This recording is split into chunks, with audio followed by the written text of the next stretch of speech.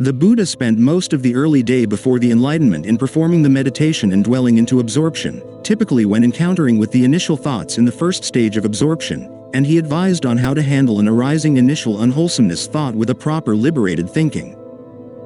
I, the Buddha, experience various kinds of initial thoughts, so I analyze these initial thoughts into two types, the unwholesome one and the wholesome one.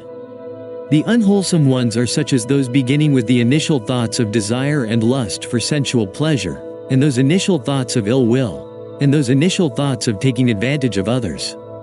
The wholesome ones are such as those beginning with the initial thoughts of being free from desire and lust for sensual pleasure, with resistance to pleasure response, and those initial thoughts of being free from ill will with forgiveness,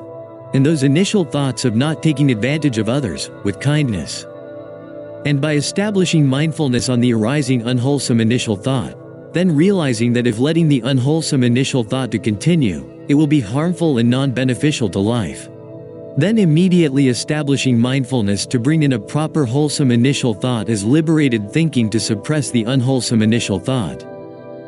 The Buddha spends a whole day and night to cleanse all the initial thoughts, and by then the mind is completely free from any disturbing thoughts.